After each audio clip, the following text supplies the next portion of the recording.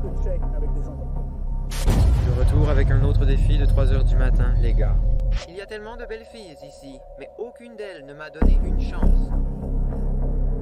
Sponsorisé par Private Internet Access, aujourd'hui nous allons parler des youtubeurs bannis les plus dégoûtants. Cette liste comprend des youtubeurs célèbres et d'autres moins connus dont vous n'avez peut-être jamais entendu parler. Si vous aimez cette vidéo, abonnez-vous à la chaîne. Nous sommes en route pour atteindre 200 000 abonnés et ce serait un énorme jalon pour la chaîne. Commençons. Alors, ma mère m'a harcelé, un homme m'a quitté de gauche à droite, tu vois ce que je veux dire? Elle voulait que je réponde à ces allégations. Tu veux que je réponde aux allégations? D'accord. Eh bien, voici la réponse. Tu comprends? Je suis intouchable. Est-ce que ça fait de moi un faute? Ai-je déjà fait quelque chose physiquement avec ces putains de filles? Ai-je déjà pris du recul, rencontré avec elles? Tu sais, c'est clair comme le jour que ce n'est pas moi. Je ne suis pas ce genre de type. Salut, comment puis-je vous aider? Bonjour madame, puis-je avoir 50 nuggets de poulet s'il vous plaît? EDP 445 était un grand youtubeur avec plus de 2 millions d'abonnés et près de 186 millions de vues totales, mais il a tout perdu. Dans cette vidéo, je vais parler de nombreux grands canaux qui ont tout perdu ce qu'ils ont construit au cours de plusieurs années. En tant que youtubeur moi-même, et indépendamment des raisons pour lesquelles ils ont été bannis, c'est vraiment effrayant de perdre tout ce que vous avez construit en quelques secondes. Mais dans le cas de EDP, c'était plus que justifié. EDP a été accusé de manipuler des mineurs et de s'engager avec eux dans des actes très explicites par message texte, allant même jusqu'à envoyer du matériel explicite à ce qu'il croyait être un mineur. Les messages textes et la confrontation subséquente montrent vraiment à quel point il est détaché de la réalité. Il a envoyé une photo de ses excréments à quelqu'un qu'il croyait mineur. À quel point êtes-vous détaché de la vie pour penser que c'est courant dans les interactions? Après les interactions par DM, il a été confronté dans la vie réelle. Il s'est rendu à un lieu de rendez-vous où il croyait trouver une fille de 13 ans. Toute l'affaire était un piège semblable à une enquête de Chris Hansen. Avez-vous des armes sur vous? Non. Je vais dire que nous étions Sophie tout le temps. Je te recommande de discuter avec nous si tu veux que ça se passe bien, d'accord? D'accord, cool. Quoi de neuf, mec? Quoi de neuf? Pas de points, d'accord, pas de check. Je ne fais pas de check avec des gens comme toi. D'accord, réponds. Quel âge a-t-elle? 13. 13, d'accord. Et t'as dit que tu étais... Ouais. C'est fou comment il admet tout de suite tout. Il semble ne pas saisir la gravité de ses actes. Même après tout cela, EDP n'a pas fini en prison, parce que les personnes derrière l'enquête ne sont pas non plus de bonnes personnes et l'opération de piégeage était très immature. S'ils avaient prévenu la police avant de l'exposer, celle-ci aurait pu réunir des preuves pour le tribunal. Il gérait une chaîne YouTube nommée Chad Goldstein.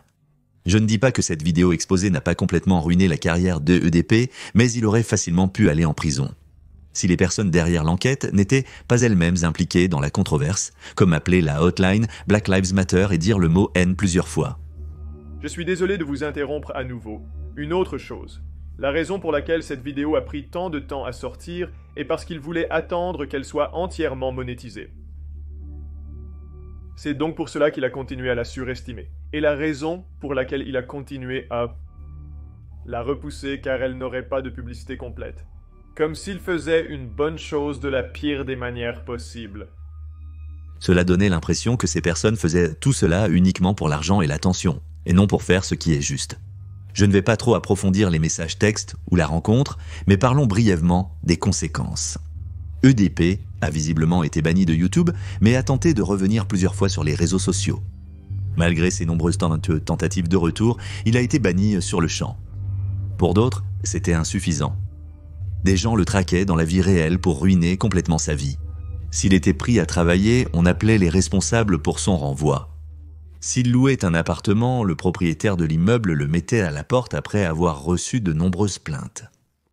Même après que tous ses réseaux sociaux aient été supprimés à de nombreuses reprises, il continuait toujours à créer des comptes et il a encore aujourd'hui un compte IG avec plus de 30 000 abonnés.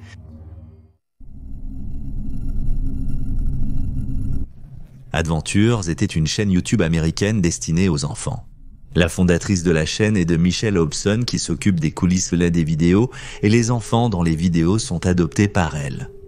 Les vidéos semblent vraiment inoffensives et très amusantes. Les enfants jouaient avec des pistolets nerfs, descendant l'un des enfants du plafond, comme des choses très inoffensives en apparence. Hobson était connu hors caméra pour maltraiter ses enfants. Ses enfants étaient forcés et torturés pour jouer dans ses vidéos YouTube. Au total, 7 enfants ont été aspergés de gaz poivre, battus avec une ceinture ou enfermés dans des placards pendant des jours d'affilée. Elle retenait même la nourriture et l'eau en guise de punition s'ils ne se rappelaient pas leurs répliques ou n'agissaient pas comme elle le dirigeait dans ses vidéos YouTube. Après que cela a duré un certain temps et que la chaîne a atteint 800 000 abonnés, sa fille de 19 ans a décidé d'appeler la police. Elle n'était pas au courant de ce que faisait sa mère, car elle avait quitté la maison il y a des années. Cependant, Michelle Hobson avait également 2 fils adultes qui n'ont pas signalé leur mère à la police, même s'ils savaient ce qui se passait. Quand la police a vérifié l'état des enfants, elle a vite réalisé qu'ils étaient totalement malnutris. Après avoir offert à l'une d'elles un paquet de chips, elle avait peur de le manger car elle ne voulait pas que sa mère sente la nourriture sur son haleine. Hobson est décédée d'une maladie le 12 novembre 2019 après avoir été accusée de CA et bien plus encore, et ses fils adultes ont également été accusés de ne pas avoir signalé les abus. Hobson a arrêté de manger et de prendre des médicaments lorsqu'elle a été hospitalisée, ce qui a conduit à une détérioration drastique de sa santé, qui s'améliorait initialement, conduisant finalement à son décès. Elle savait qu'elle finirait probablement sa vie en prison, alors elle a choisi la voie la plus simple. Mais ce n'est que pure spéculation de ma part. Elliot Rodger était un YouTuber assez petit pendant très longtemps, mais a ensuite été banni de la plateforme après un terrible incident. Elliot Rodger a ôté la vie à 6 personnes en 2014. La raison pour laquelle ce cas particulier est très intéressant est parce qu'il a téléchargé un tas de vidéos sur sa chaîne YouTube qui montrent de ses véritables intentions et sert essentiellement de manifeste. Sa chaîne comptait 21 vidéos qui ont toutes été supprimées suite à son interdiction. Des archives existent, heureusement. Dans des vidéos comme « Être seul pendant les vacances de printemps », il parle de combien il se sent seul et que les filles ne se soucient pas vraiment de lui. Il y a tellement de belles filles ici. Mais aucune d'entre elles ne me donne une chance. Et je ne sais pas pourquoi. Je fais tout ce que je peux pour paraître attrayant pour toi. Je suis sophistiqué et magnifique. J'ai une belle BMW. Je suis le gentleman ultime. Et pourtant, vous les filles ne me donnez jamais une chance. Ces lunettes de soleil ici coûtaient $300, Giorgio Armani. Alors je les ai mises. Dans le prochain, il s'assoit dans sa voiture, traquant d'autres couples sur la plage et se plaint de ne pas avoir de petit ami lui-même. Devant moi, assis juste là sur ce banc, il y a un jeune couple, je suppose de mon âge. Je profitais d'une si belle vue jusqu'à ce qu'ils viennent s'asseoir et commencent à s'embrasser. Comment se fait-il que ce gars ait une si belle petite amie alors que je suis tout seul ? Dans sa dernière vidéo intitulée « La rétribution d'Elliot Rodgers », il déclare sa prétendue rétribution. Il veut se venger de toutes les années où il a dû endurer la douleur d'être seul et d'être rejeté par toutes les femmes. En plus de ces vidéos, il a également téléchargé un manifeste sous forme de texte qui est toujours accessible en ligne. Au total, il a tué 6 personnes, en a blessé 14 et s'est suicidé.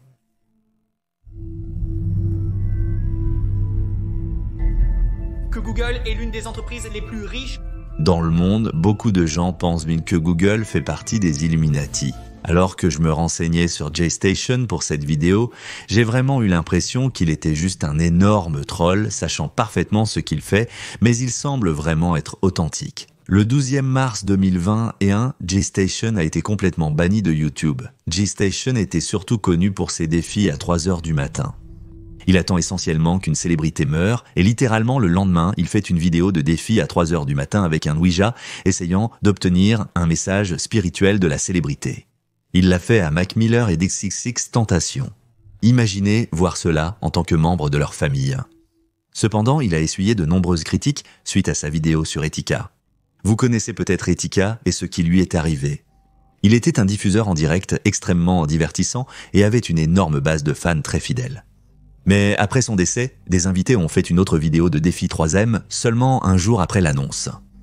Cette fois cependant, la haine était si énorme qu'il a même dû changer le titre de la vidéo de EDK Ouija Board Challenge à 3 AM Gone Wrong à « Je suis désolé pour ce que j'ai fait, RIP EDK ».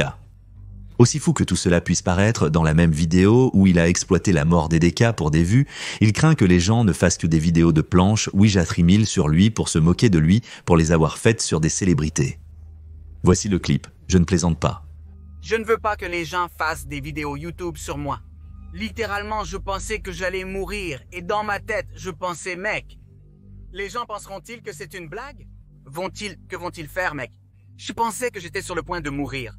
Je me dis qu'il ferait mieux de ne pas faire de séance de Ouija à mon sujet, mec. Ça m'a vraiment fait réfléchir, mec, sur tout ce que j'ai fait, sur ces vidéos que j'ai faites en utilisant le Ouija. Bien que JS Station n'ait pas réalisé le défi des 3000 dans sa vidéo, il l'a utilisé comme appât pour attirer des vues, ce qui s'est complètement retourné contre lui. Bien que tout cela soit assez minable, cela ne s'améliore pas vraiment. Il a fait une autre vidéo, affirmant cette fois que sa petite amie était décédée, mais en réalité, elle ne l'était pas. Néanmoins, il s'assoit simplement devant la caméra et son jeu d'acteur est vraiment excellent. Hier soir, nous avons perdu Alexia.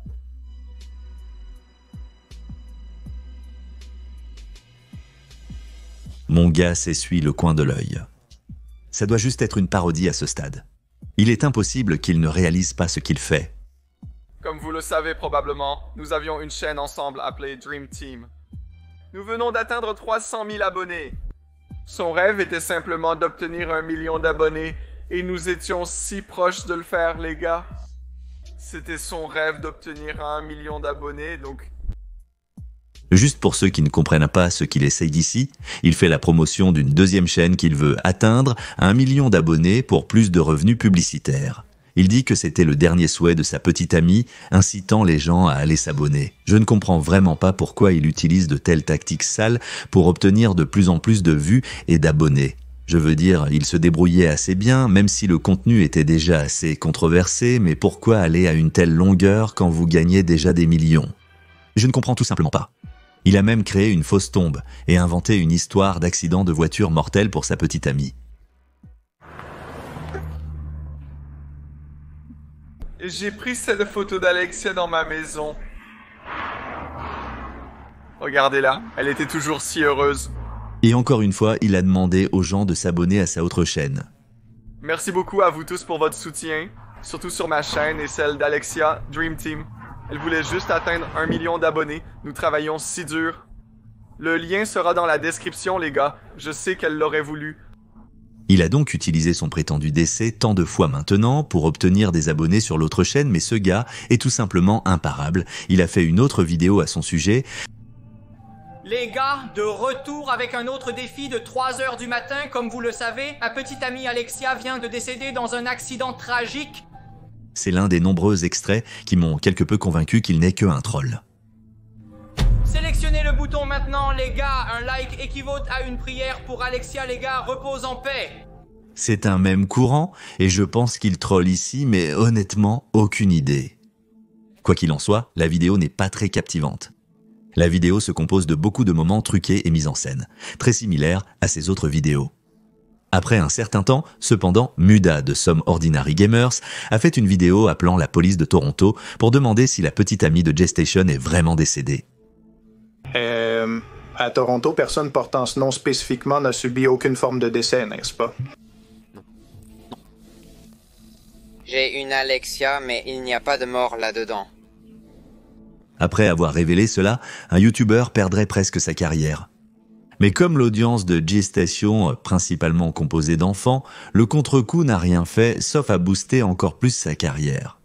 J-Station a honnêtement tellement de matériel, je pourrais littéralement passer 1 heure à tout parcourir, mais passons à la partie finale.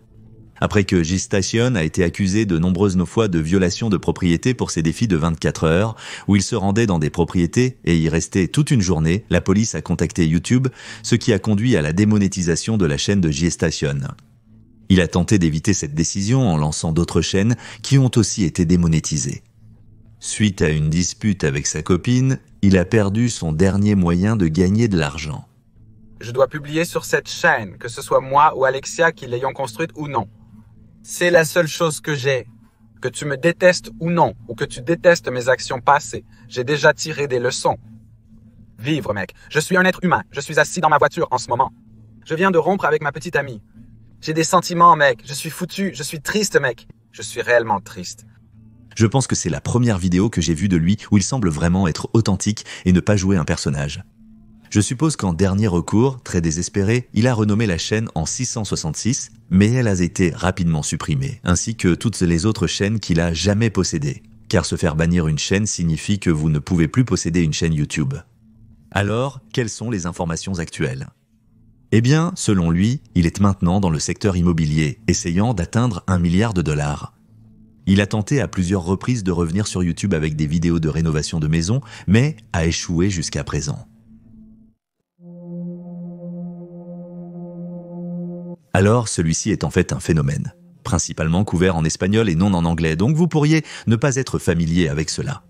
C'est aussi l'un des cas les plus dégoûtants ici dans cette vidéo et vous pourriez être très en colère après avoir entendu cela, car c'est une chose si injuste qui arrive à un individu.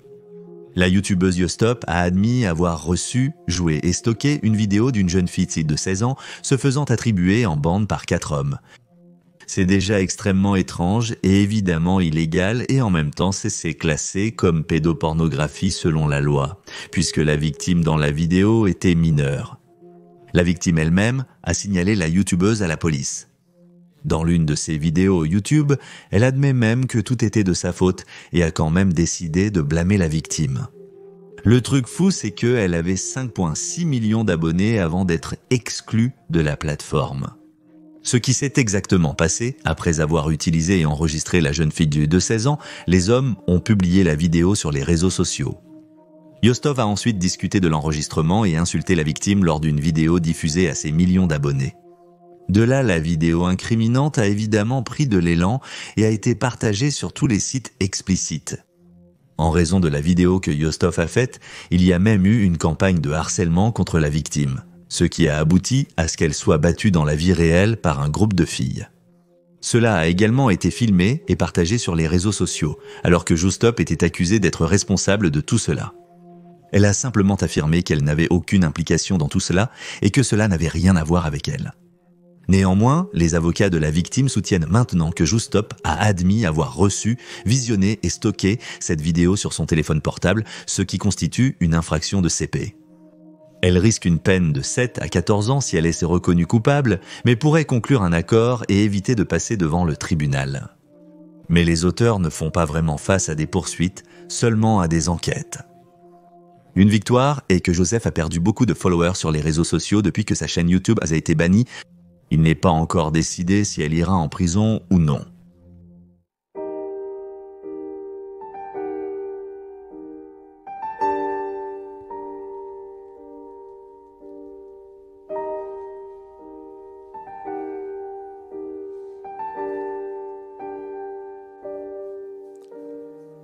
Bonjour, je suis le père de Technoblade.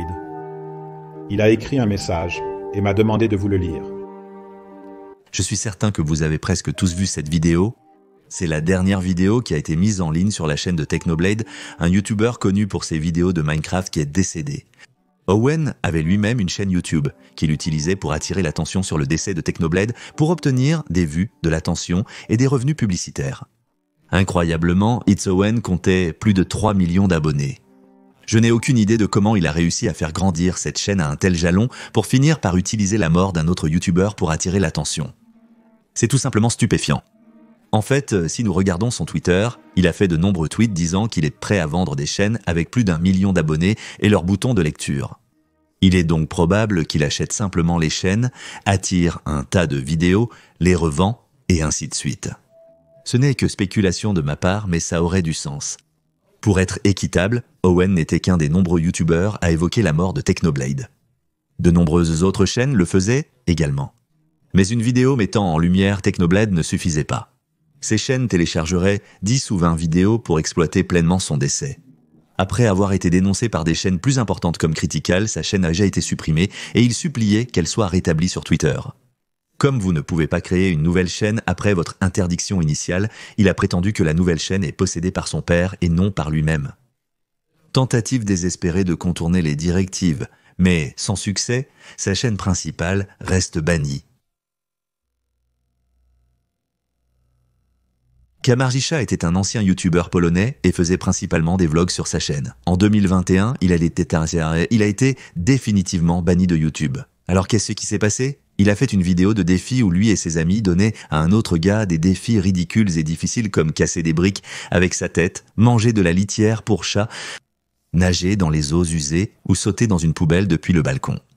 La vidéo a été vue par un demi-million de personnes et dans la vidéo, il prétendait qu'il ferait littéralement n'importe quoi pour de l'argent.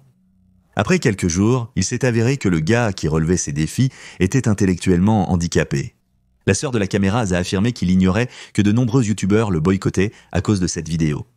Il a expliqué qu'il ne le forçait à rien et qu'il voulait le faire lui-même. Il a ajouté qu'il ne s'excuserait pour rien puisqu'il n'avait rien fait de mal. De plus, il a prétendu que pour la somme d'argent qu'il a donnée au gars, tout le monde le ferait car l'argent était tout simplement trop bon. Il a été arrêté pour sa vidéo, il semble toujours en détention et pourrait potentiellement faire face à 8 ans de prison. Le caméraman, en revanche, a été libéré de garde à vue. Je n'ai pas vraiment pu approfondir cela car tout est en polonais. N'hésitez pas à commenter ci-dessous pour compléter les éléments manquants. Donc, au lieu de parler d'un seul youtubeur, cette section ici parlera d'un sous-genre entier, de chaînes YouTube de sauvetage d'animaux de compagnie. En surface, ces chaînes semblent ne faire la bonne chose, sauvant des animaux errants qui sont mal nourris ou blessés. Pendant longtemps, cela a fonctionné en faveur des créateurs, personne ne remettait vraiment en question le contenu. Je pense que Nick était l'un des premiers grands créateurs de contenu à avoir fait une vidéo YouTube exposant ces chaînes. En gros, ces chaînes de sauvetage mettraient ces animaux dans des situations dangereuses volontairement pour ensuite faire une vidéo les sauvant. Il est très peu probable de tomber sur autant d'animaux blessés pour faire des vidéos les sauvant, donc ces youtubeurs ont dû créer le scénario eux-mêmes et prétendre les sauver. Au total, il y avait environ plus de 3 douzaines de chaînes profitant de ce type de contenu. Quant à la façon dont cela est devenu évident, il y avait beaucoup d'incohérences en termes d'apparence des animaux au début et à la fin des vidéos, ainsi que les raisons données pour les blessures des animaux. Dans le cas que Nick a couvert, le chiot avait une coupure autour de son cou, prétendument d'une morsure d'un gros chien. Le youtubeur a appliqué un médicament sur sa blessure qui a complètement guéri. Comme Nick et d'autres commentateurs l'ont déjà souligné, la blessure ne ressemble pas à une marque de morsure, mais ressemble plutôt à une coupure. De plus, la guérison prétendue du chiot en si peu de temps paraît impossible. Par conséquent, on pense que les images du prétendu chiot guéri ont été prises avant de le blesser. Le problème principal demeure. La chaîne avait beaucoup de soutien et gagnait énormément de traction, ce qui est évidemment très rentable et les encourage à continuer avec ce type de contenu. Alors que la chaîne Asia a été exposée par d'autres youtubeurs, il y avait une multitude d'autres chaînes, pratiquement avec un contenu identique. Un scénario mis en scène est faux où ils prétendent sauver des animaux. La plupart de ces chaînes semblent avoir disparu définitivement. Seven Supergirl était un groupe de 7 filles âgées de 11 à 18 ans. Elles étaient la plus grande collaboration féminine sur YouTube avec plus de 9,5 millions d'abonnés et 5,6 milliards de vues. La chaîne a été terminée en 2019 en raison de l'emprisonnement du fondateur Jan Rillett le 17 août 2018. Il aurait prétendument manipulé les actrices adolescentes dans les vidéos YouTube. Étant donné que c'est un sujet sensible, je ne montrerai évidemment pas ici les vidéos qui dépeignent ces adolescentes, mais c'est vraiment dégoûtant et perturbant de voir ces vidéos maintenant dans le contexte donné. Au tribunal, il a accepté un accord de plaidoyer et a été condamné à 90 jours de prison et 5 ans de probation, ce qui est une peine absolument ridicule. Toutes ces chaînes ont d'abord été démonétisées et, 6 mois plus tard, totalement supprimées de YouTube. Malheureusement, ce sujet n'a pas vraiment reçu beaucoup d'attention, il n'y a donc pas eu de réaction violente à cette décision et le gars est un homme libre depuis 3 ans maintenant. Gums et Ursula Rhymes était la plus grande chaîne YouTube qui a été supprimée de YouTube. Elle comptait environ 15,7 millions d'abonnés avant sa suppression en 2019. C'était une chaîne YouTube turque axée sur des vidéos de divertissement pour enfants centrée sur un père mentalement instable et ses 2 enfants, un fils nommé Salih et une fille nommée Gamze. Le père de Salih a été accusé de télécharger du contenu absurde et inapproprié destiné aux enfants pour augmenter le nombre de vues et d'abonnés et exploiter la popularité de Salih. De nombreuses vidéos téléchargées sur la chaîne contiennent du contenu inapproprié et sont décrites comme psychologiquement perturbantes pour les enfants. La chaîne a perturbé la psychologie des enfants en produisant du contenu vidéo contenant des messages subliminaux tout en négligeant la santé des enfants. Gums et Ursula Rhymes étaient également l'une des chaînes principales dans la controverse Elsagat. Il y avait en fait de nombreuses chaînes avec plus d'1 million d'abonnés qui ont toutes été bannies à cause de la controverse. Je suis sûr que la plupart d'entre vous savent ce qu'est le terrier de lapin Elsagat, mais pour ceux qui ne le savent pas, Elzagit est un terme utilisé pour décrire des vidéos destinées aux enfants sur YouTube et YouTube Kids qui contiennent du contenu qui n'est clairement pas destiné aux enfants à voir, comme du contenu violent ou sexuel. Ils utilisent des personnages de films ou de chansons populaires pour enfants, comme Spider-Man, Bob l'éponge ou Minecraft, pour attirer les enfants et afficher du contenu perturbant. Il y avait plusieurs chaînes couvrant ce terrier de lapin à l'époque, comme Ethan, Muda et Rainbot, et bien que ce contenu ait commencé de manière assez douce, il est devenu de plus en plus dégoûtant. La présence de scènes sexuelles et de fétiches sous forme de vidéos accessibles sur l'application YouTube Kids était très problématique. Par exemple, l'esclavage forcé d'Elsa dans Club Stripper avec Sofia, ou la vengeance de Sofia hypnotisant Elsa en animaux de compagnie dans le parc. Regardez simplement le nombre de vues. Des millions et des millions, principalement des enfants, ont vu ce type de contenu. Imaginez simplement votre enfant tombant sur ce type de contenu sur la page d'accueil de YouTube Kids, une application conçue pour que les enfants regardent du contenu. Je ne blâme pas nécessairement YouTube ici, mais plutôt les mauvais acteurs qui abusent de cette application à des fins malveillantes. Maintenant, les gens avaient quelques théories sur pourquoi un tel contenu existait, même en premier lieu. Certains croient que ce type de contenu est utilisé pour communiquer avec les enfants et que les créateurs de contenu sont intéressés par la création de CP. D'autres disent que le fait de s'adresser à un public plus jeune permet de maximiser les revenus publicitaires. Gardez à l'esprit que c'était avant la Children's Online Privacy Protection Act, donc s'adresser aux mineurs était certainement plus rentable qu'aujourd'hui. La théorie selon laquelle ces chaînes sont gérées par un ensemble d'adultes intéressés à créer du CP était bien plus frappante. Il y avait des articles avec des recherches approfondies sur le sujet, affirmant que le but de ces vidéos est d'amener les enfants à aimer ce qu'ils voient dans ces vidéos. C'était aussi le moment où le terme Elsagate a été utilisé pour la première fois. Par conséquent, beaucoup de gens se sont penchés sur ce sujet et les forums ont été inondés de plus d'informations sur Elsagate, attirant même l'attention des médias grand public. Quoi qu'il en soit, la chaîne Gums and Nursery Rhymes a créé une nouvelle chaîne après son interdiction appelée Kids Toy Show. Le problème évidemment était maintenant que vous ne pouvez pas monétiser le contenu destiné aux enfants à cause de la Children's Online Privacy Protection Act. Ils ont donc quitté la chaîne puisqu'elle n'est plus rentable. J'ai aussi fait une vidéo sur 10 des utilisateurs de TikTok les plus dégoûtants qui ont été bannis. Cliquez ici pour le voir.